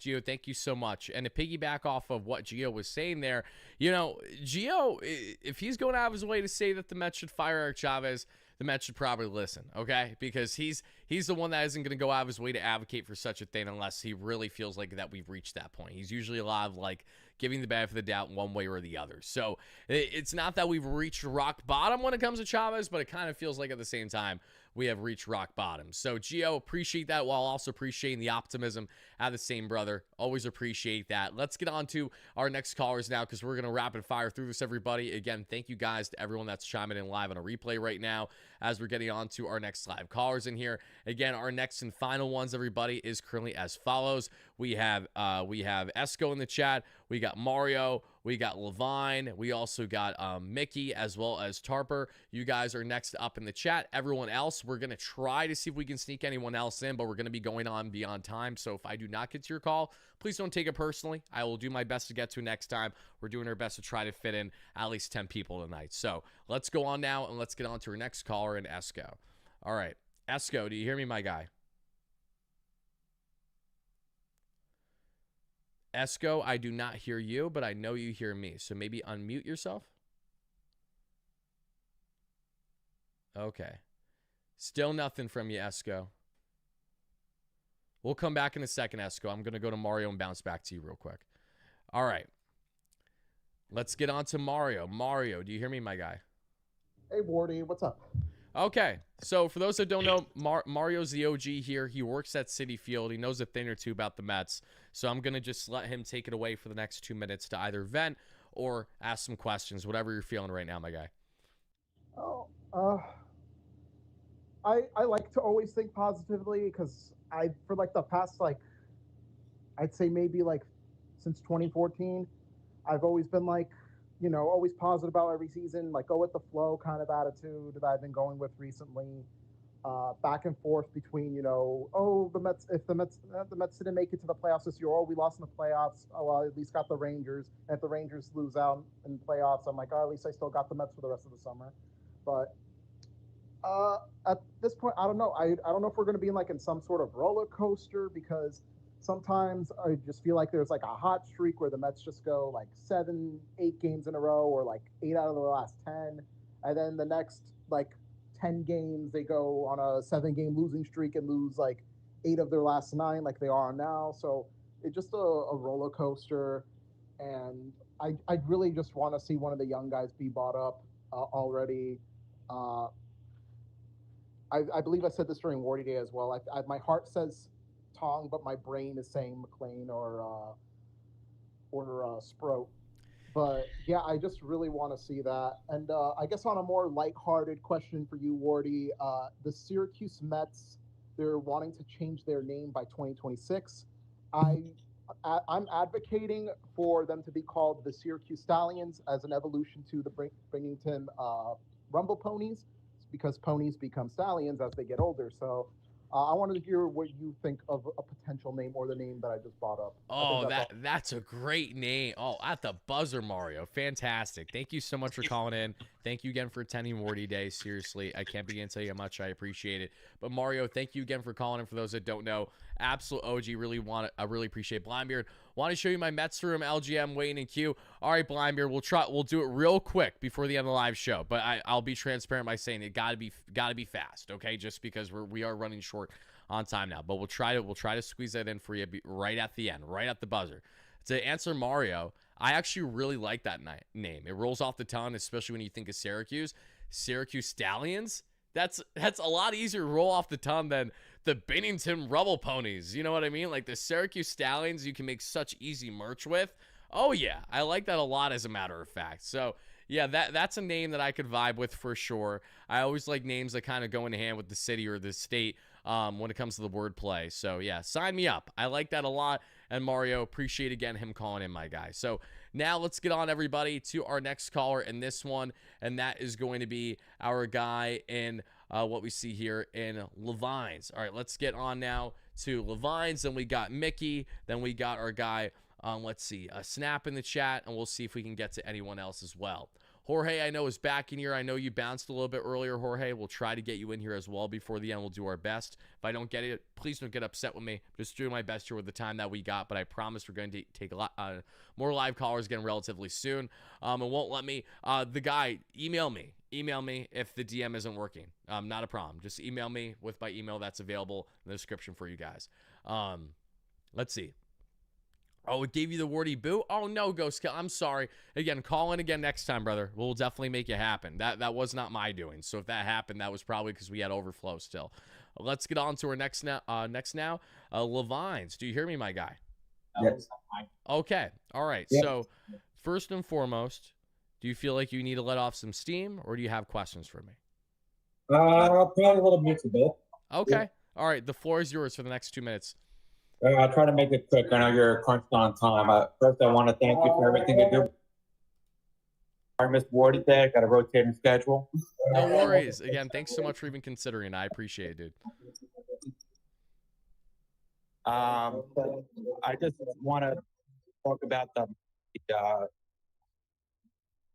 home. We were talking about the Holmes Montas piggyback. I know it's not the ideal thing, but there's so much money invested in them. I just want to say to my fellow Mets fans, I know they probably want a DFA Montas, which, you know, in my heart I want to do, but it's just not going to happen.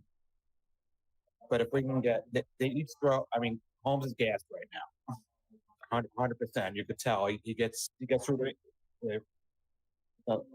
the lineup one. He gets through the lineup one time. They each get, so you got 6 innings of each. So you gotta, you know, put them 2 together and bring up McClain and Sproat. So then you have a 6-man rotation. You could stretch out Senga, Peterson. So that might help our pitching situation. The hitting situation, I think, is a little bit more tricky. Everybody's calling for Chavez's head, but I honestly, personally think it's too late in the season where they're going to let him go. Especially in the case of the hitting, that's very fair. While we can advocate for something, it doesn't mean that's a lot to happen. So I guess my question for you is, I know that you kind of had a mix of both, but I'll just ask you a question that I think would be a great sticking point before you get out of here. What do you think is there anything that comes to mind, if it isn't going to be firing Chavez, that you think would be best for this team to try to right the ship right now? What do you think needs to change? Or what do you think that they need to do rather, versus just, we know what they need to change, but what's something that you think they can actually feasibly do?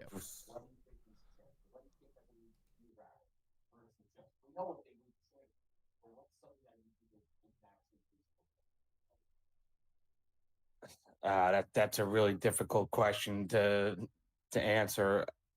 Honestly, I've heard it through a bunch of different videos or whatever. Let's get JD Martinez back. He seemed to be the heart and soul. We were miserable with him in the postseason, but he was a big voice in that clubhouse. It's just like Marte. Yeah, no, I like that, and I think having that leadership would be key. JDM hasn't been doing a whole lot besides playing his pickleball anyways. So, Levine, again, I would like to thank you so much for calling in. I really do appreciate it, especially being as patient as you were. So thank you kindly for that. We got some people making their Mets debuts tonight on the WardyNYM platform today, so I'd love to see that for new callers. Thank you so much for that. We're going to go on to the next ones now, but next time you call in, now I know who you're going to be, so love to see it. So let's get on to our next caller now. We got our guy Mickey, and then after Mickey, we're going to go to Tarper, and then we're going to go on from there, everybody. Okay, we got Mickey. Mickey, you hear me, my guy? Hey, brother. Hey, Wardy. How you been, man? I'm Long good. time. I'm good. How are you? Long time no see. Last time we were talking, were the vibes high or low? Oh, man, that vibes were amazing. It was amazing.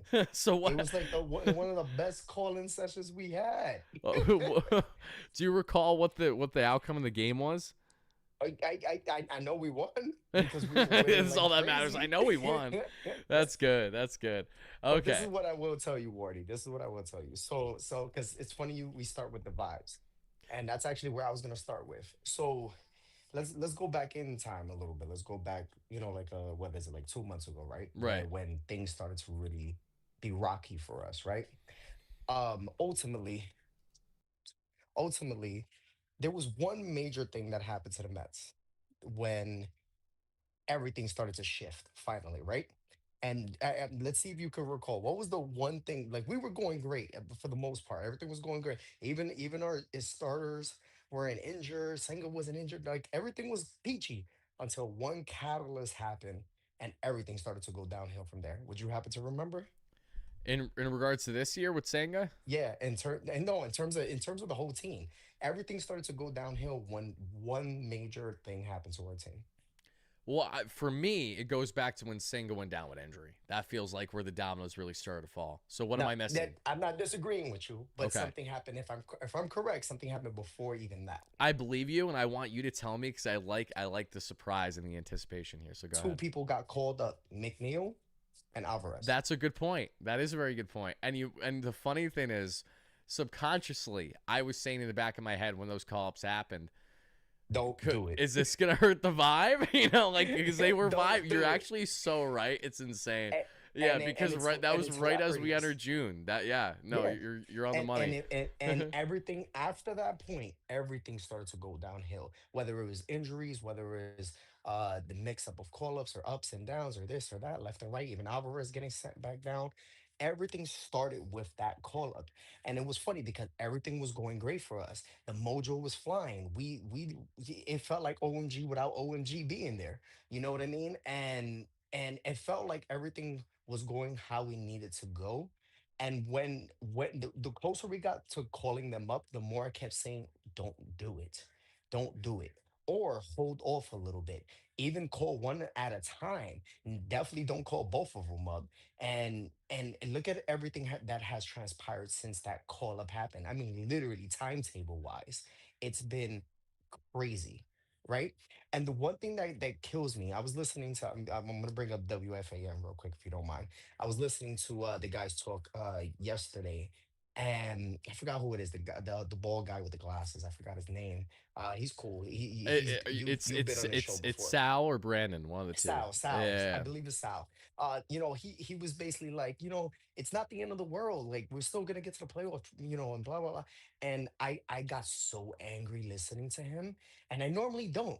I love their takes, but I got so angry because this is one of the first times that I can say as a Met fan that we are at a stature of level that we are very close to the Yankees and how the Yankees have been all their years.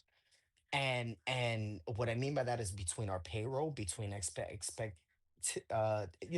outcomes and all of that good stuff. And at the end of the day, especially now that we have Soto on the team, there is no reason playoffs is the only thing we're cheering for at this point. We are cheering for championships.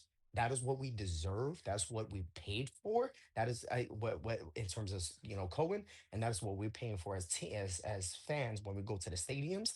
And from this point moving forward, and when we're watching on TV and paying for our subscriptions or SNY or whatever the circumstances may be, championships. That's it. Nothing more, nothing less. Yeah. So when you don't get championship baseball and you don't even get close to championship caliber baseball, it's going to frustrate fans, especially when you have a championship expectation for a season as well. So no, I'm with you, Mickey. This is kind of one of the things where like complacency gets in the way sometimes for teams that Yeah. just have playoff aspirations, and we can't. And I know that we need to be that team first in order to then be a team that has championship aspirations. But it's also really tough sell to the fan base to suggest that, oh, we shouldn't be where we were last year without Juan Soto, mind you. So it's Exactly. like that alone is why the Mets should be a better team than they are last season. And right and, now, and it's you not can't just a make that better argument. team, better outcome, Right. better outcome. Period. And I'm gonna leave with this because I know I'm cutting it too close to time, and I know you got to get to a few more callers. I'm gonna leave with a hot take, and this is a hot take, and I know a lot of people are not gonna agree with me. I love Senga. I would love to see him long term in this team. But if I had to genuinely look at this team, Senga's actually hurting this team. And I've been feeling like this all year long. I've been feeling like this since last year, actually. And I'm gonna explain to you why, and I'll make it quick. This 6-man rotation, it needs to go. That extra day's rest, it needs to go. I think that's what's ultimately messing up everybody, if you ask me, in terms of all our starters. If you look at last year, with him being out as long as he was, we really didn't have a 6-man rotation. We went back to a 5-man rotation, and we were killing it last year. The minute that we go back to a 6-man rotation, and Senga on top of that needs an extra day of work or extra day of health reasons, it just throws everything off for the team that we have structured right now. Yeah. And if you ask me, I genuinely love Senga. I love the good stuff he has when he has it. But I genuinely feel in my heart, the minute he is out of this rotation, we won't have issues.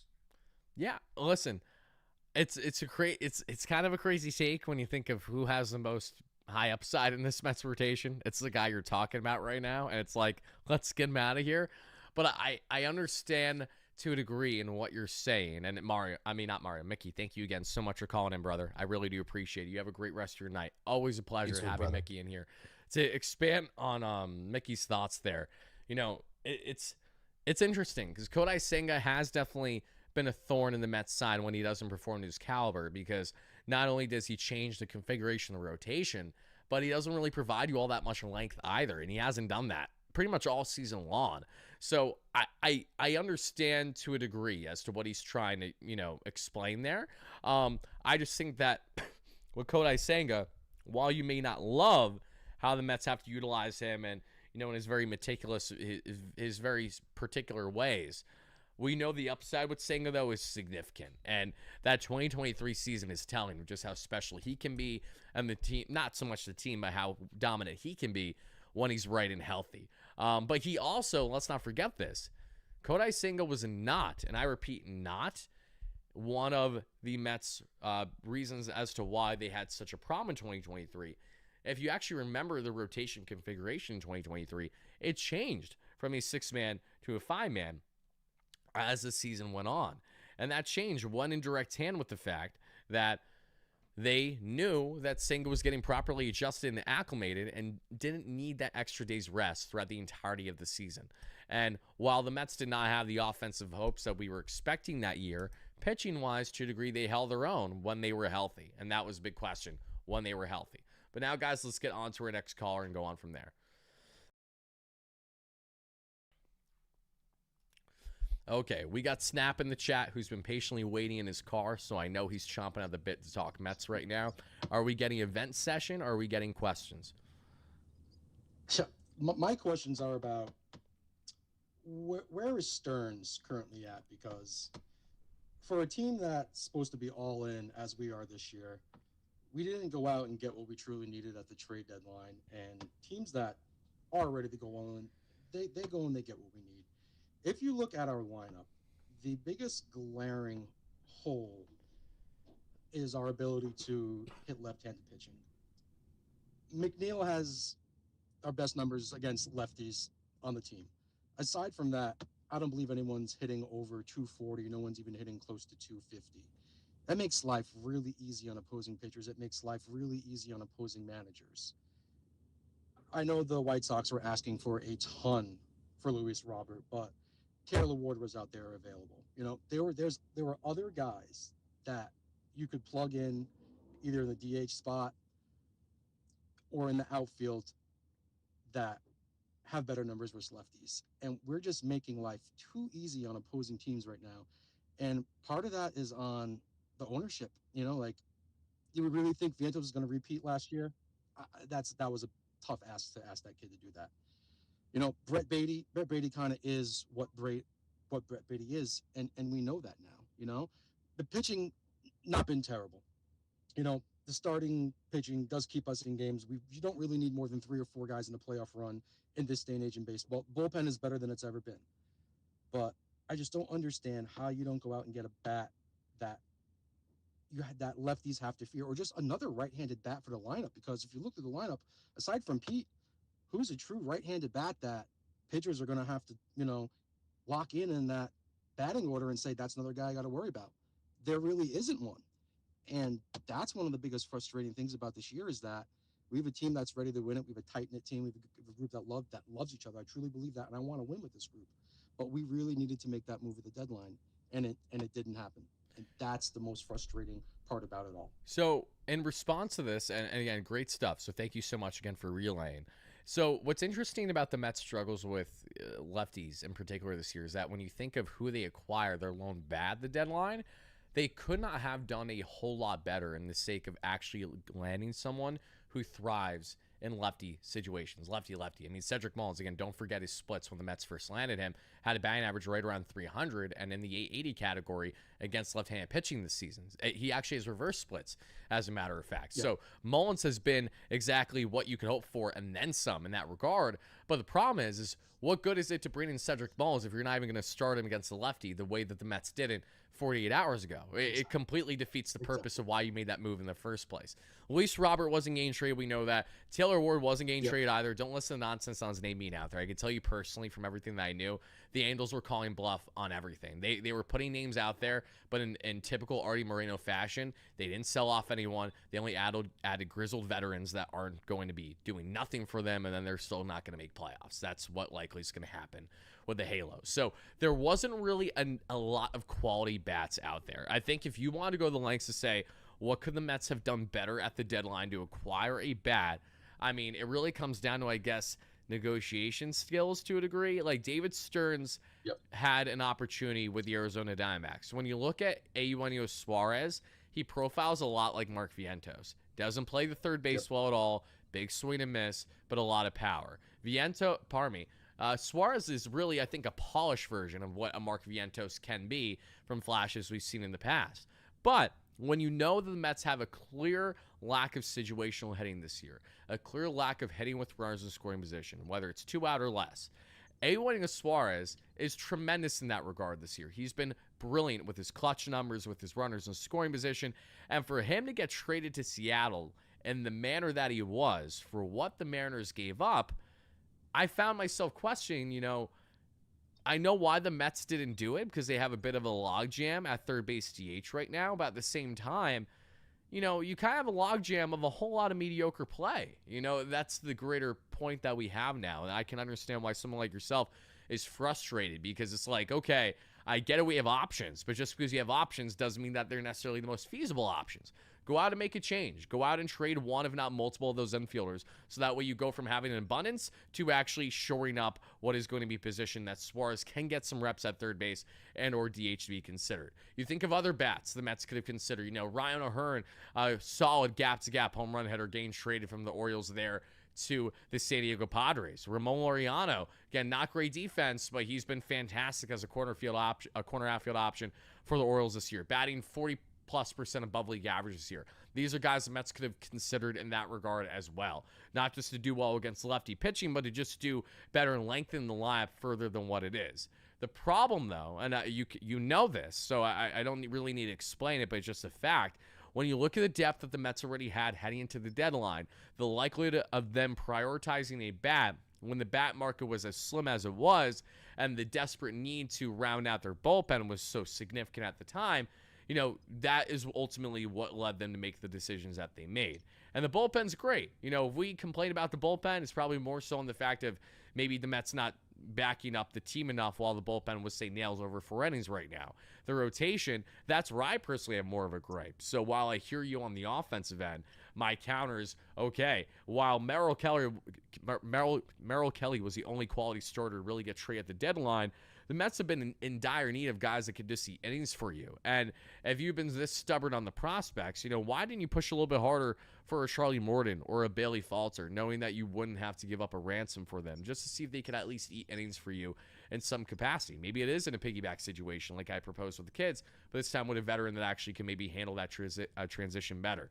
So the same way that you have questions and frustration with the deadline, I too, to a degree, with really things that, again, were more out of David Stearns' control than anything else.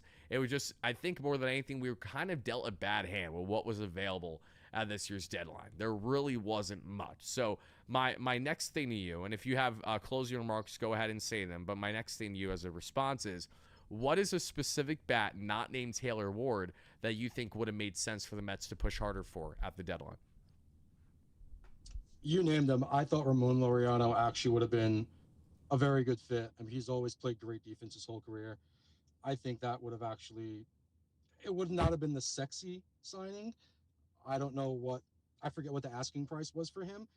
And it's, I mean, he hurt us a little bit last year, especially close, especially in the doubleheader. He played great versus us. I think he actually would have made an impact on this team. As far as not going out and getting any starting pitching, I think the writing on the wall is there that they do plan to call up some of these younger guys.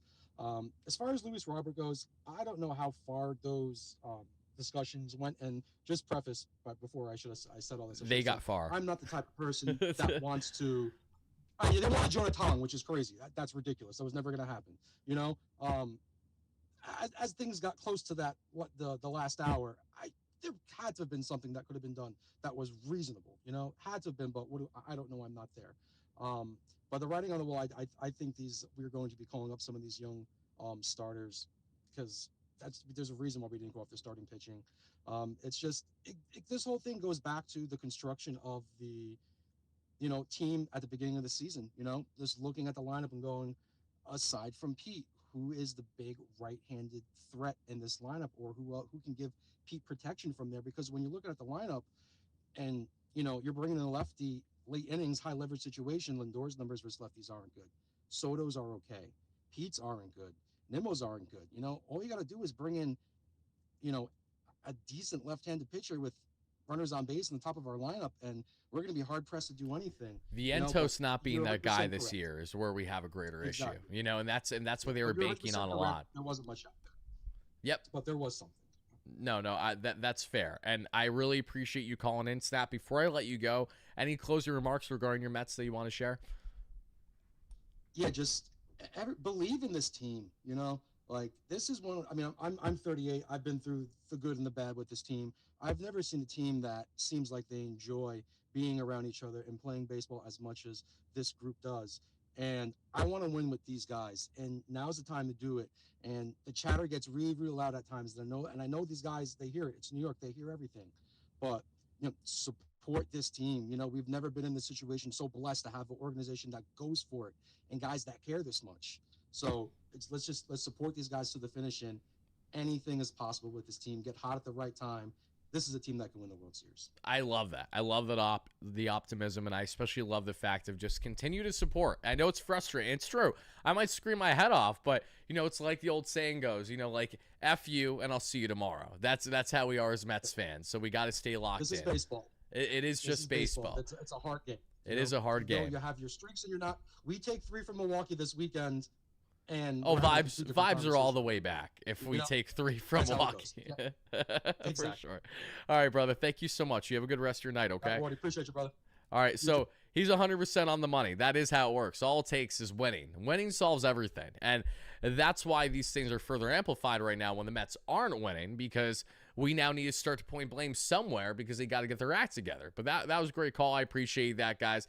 Now we're going to get into our next one, our likely final one of the night, because we are way past our initial timing tonight. So to anyone else that we don't get to, I do apologize, guys. Our last one, though, is going to be our guy, Ken. Ken, do you hear me, my guy? I hear you. What do you hear me? I hear you. So, Ken, the same way that I've been asking everybody else, the same applies to you. You feel like you're going to vent, let off some steam, or you think we're going to get some questions or some optimism? Which one of those 3? I'm going to try and give you optimism without venting, but I'm going to try and bullet point it for you. Perfect. Because I got a lot to say. I'm going to try and rip it out real quick. Okay, you go ahead. Okay. Rid of Chavez and Barnes if you have to. It's not because I hate them. It's because it will send a message to the offense. That's the biggest problem. Yeah, the pitching is up, down. We've had so many injuries. I mean, I can't even count how many pitchers have gone down between it. Tommy John, blown Achilles. Like, what? Okay. So that's that. I hear guys saying, Stearns is acting like it's a small market team. how much more could we spend? I mean, we're paying Juan Soto through the wazoo for the next 15 years. Not that he's not worth it, but we're paying him a lot. We've got what, the second highest budget in MLB behind the Dodgers, who are using that deferral thing to make their budget look like it's nothing. So I guess if we can get more guys to defer money, then we can be the Dodgers. But right now we can't do that. So that's another thing. One guy said like something about Senga in a 6-man rotation. Senga hasn't been in a 6-man rotation for 2 years, and his thing is mechanics. Somebody put up Sal Licata, and Sal had Mendy on yesterday. Mendy's super accountable, and he said straight up, like, look, he's not doing what he's supposed to do, but it's his mechanics. It's not like he's over pitching, under pitching. It's his mechanics. That's Senga. Unfortunately, that's kind of a thing we have to deal with Senga. Hopefully he gets it right. And so. As far as the left-handed hitters versus right-handed hitters, we have 2 switch hitters on the team. When they bat righty, they're not that great. Nimmo right now is not looking great, but he's been one of our better hitters, along with McNeil, left-hand hitters who can hit left-hand pitching. Soto is Soto, so he's going to hit lefties, righties. Pete, yeah, you know what? Marte scares left-hand hitter too. Sometimes he's great, and like you said, Wardy, Marte can hit 280 in his sleep, and he's been showing us he can do that. And he's doing when he comes against left-hand hitters. Yeah, we want him to DH because we can't have him play the field and get hurt again. What else we covered? We covered so much today. Like, I really don't have a lot to gripe about. I just want Mets fans to know, like, look, I've been a Mets fan since '84, since Darryl came up. Darryl is my birthday buddy. I've been there through the hard times of like '86. We won the World Series, awesome. '87, we're gonna win it again. Not so much. And then we went through just a horrible, few years. Go to 2000, we get crushed by the Yankees in the World Series. But you know what? We still keep coming back for him. We still love him. Don't give up on going to the stadium. I'm going there next weekend to go watch. Well, I'm blind, so I don't really watch them, but to enjoy the game, to be there, to feel the atmosphere, to give them my energy and my love. Ken, that was the smoothest plug of like, I'm blind, but I still need to be there to show up, because you're not the only one. We have another big supporter here named Blindbeard, who actually joined my Wardy Day the other day when him and his fiance are both legally blind. But it was electric because the whole time, anytime that there was something good happen, they knew right away, because we were all jumping up and hating them right away. Oh, yeah. Then when things were going bad, they knew right away because we were yelling out bombs. That's exactly what was happening. Sometimes I have to ask, what happened? Like, was that a double play? What happened? But for the most part, like, that's what I mean. The energy there is, I went with my dad to Shea Stadium. I haven't been always blind. So, when I went with my dad to Shea Stadium, he was a Barry Bonds fan when he played for Pittsburgh. So he'd take me to go see Barry, and I'd be, Darryl, yeah, let's go, baby. And I'd be up in because we couldn't afford the good seats. We'd be up in the nosebleeds with the seats swaying because it was Shea Stadium. But the electricity that I feel when I go to Citi Field this year, oh my God, it's like I'm back at Shea Stadium again. And that's what I want all these fans to remember. Bring that energy, bring that love. There's one more comment that was made about, David Stearns having a sophomore slump and Mendy's having a sophomore slump. Dude, at one point we were 21 games above 500. If that's a sophomore slump, I will take that anytime. So we've just you gotta believe, you gotta keep the faith, and that's just it. Like, I love the Mets. I love you, Wardy. You're great. I'm a member. I don't always, chime in again because I'm blind. I'm still working on how to, get into chats and stuff. But, I was glad I was able to get into this one tonight because I really needed to kind of get it off my chest and let guys know, like, we're going to do it. Like, when they say, about the playoffs, it's not just the playoffs. We have to get to the playoffs to get to the series. Right. We're not just saying, oh, we're going to be happy that we made it into the playoffs. No. We're happy that we made it into the playoffs because we can go from, the LCS to, the DS to the LCS and hopefully to the series from there. We just got to keep plugging away. So I'm gonna leave it there. I love you guys. Let's go. Let's effing go Mets, man. Let's effing go Mets. Ken, beautifully said. A perfect right at the buzzer beater as well. Thank you again so much for calling in. I really appreciate that. Ken, thank you again for being a member on the platform as well. I really appreciate that. It was cool. We had someone win a jersey giveaway tonight as someone who's been a long-time follower but was first time chiming in the live show. Now we get someone like yourself calling in as well who's been a long-time follower but kind of more in the shadows up until this point. So I'm happy to hear you voice not as much frustration but just kind of clarity on the fact of to separate a bit of our irrational emotional reactions to, okay, this is still the facts. This is why we should still be optimistic. Let's effing go Mets. So beautifully concise, my friend. Thank you so much again for calling in. I look forward to interacting with you again the same way that I look forward to interacting with everyone that took the time to watch live on a replay tonight. Guys and gals, that'll do it for our latest New York Mets post-game show. What am I yapping about? It is almost 12. It's almost 12 a.m. All right, I'm tired. It's been a long day. Regardless, though, guys, thank you so much for calling in for our latest Mets call-in live show. I hope you guys find yourself enjoying the content, everyone that are watching live, as well as to our replay viewers. If you did, please make sure to hit that like and subscribe on your way out. It really does mean a lot. And be on the lookout as we will have more content dropping for you guys tomorrow. We'll have post-game coverage between the Mets and the Brewers. We may have content drop sooner, earlier in the day from yours truly, so be on the lookout for that, just barring changes depending on how hectic the schedule is going to be. So to be determined on that front, everybody. But again, sincerely thank each and every one of you so much for watching live on a replay. I hope you guys found yourself enjoying the Mets discourse that we had in this one. But I'm going to get out of here. This was a long night, so I'll see you all tomorrow for more Mets coverage. Until then, have a fantastic rest of your night, day, evening, whenever you're watching this. This is your guy, Wardy, signing out. Peace out.